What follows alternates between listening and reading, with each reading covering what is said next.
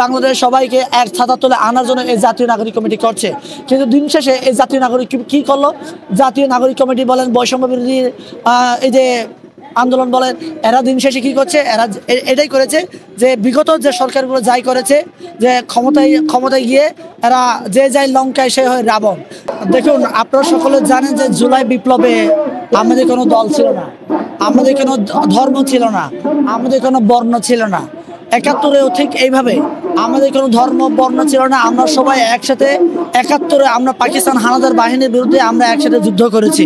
কিন্তু পরবর্তীতে আমরা দেখি যে আমরা একসাথে যুদ্ধ করার পরে আমরা যখন বিজয় লাভ করেছি, আমাদের পার্শ্ববর্তী রাষ্ট্রের ইন্ধনে আমরা কিন্তু বিভাজন হয়ে গিয়েছিলাম। তখন বিভাজন হতে হতে হতে হতে আমাদের এই বাংলাদেশকে ভারতের অঙ্গরাজ্য হওয়ার জন্য যা যা প্রসেস ছিল, এই আমার বাংলাদেশের রাজনীতিবিদরাই তাই করেছে। এই যে আমরা জুলাই বিপ্লবে আমরা সবাই একসাথে যুদ্ধ করেছি, আন্দোলন করেছি এবং হাসিনাকে আমরা একসাথে তাড়িয়েছি। আমরা এখানে ধর্মের বিবেচনা করি নাই, জাতের বিবেচনা করি নাই, আমরা ছাত্র কিনা, আমরা জনতা কিনা, আমরা কিছুই বিবেচনা করি নাই।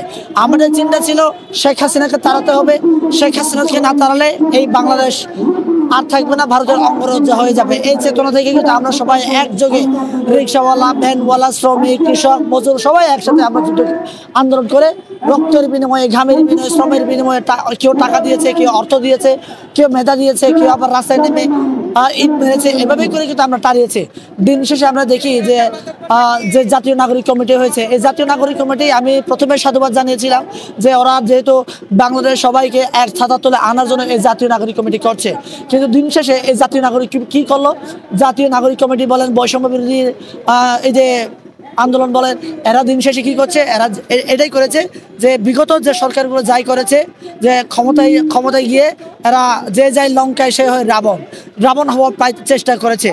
আমার কথা হচ্ছে, আমরা সবাই মিলে এই যে বৈষম্য দূর করার জন্য আমরা আন্দোলন করেছি, কোটার জন্য আন্দোলন করেছি। এখন আমরা কোটার জন্য বিরোধিতা করে, কোটার জন্য আন্দোলন করে, কোটার জন্য জীবন দিয়ে আমরা যদি আবার ওই কোটাকে আমরা যদি এস্টাবলিশ করি, তাহলে আমরা কিসের জন্য আন্দোলন করলাম? আমরা সবাই বলি মুক্তিযুদ্ধের চেতনায় আপনারা সবাই ৭১-এর চেতনায় মুক্তিযুদ্ধের নামে আপনারা কোটা নিয়ে যাচ্ছেন। তাহলে আমি দেখতে পাচ্ছি ইদানিং যে আমাদের বাংলাদেশের যে ছাত্র সম্মানরা রয়েছেন, আমার ভাইরা রয়েছেন, আমিও একজন এই রাজপথের একজন সৈনিক। তাহলে আমরা কি করছি? আমরা এস্টাবলিশ করছি কি যে আপনার বৈষম্য, যেখানে দেখেন বিভিন্ন জায়গায় মেলা হচ্ছে, এই মেলায় একটা স্টল থাকে বৈষম্য বিরোধী স্টল।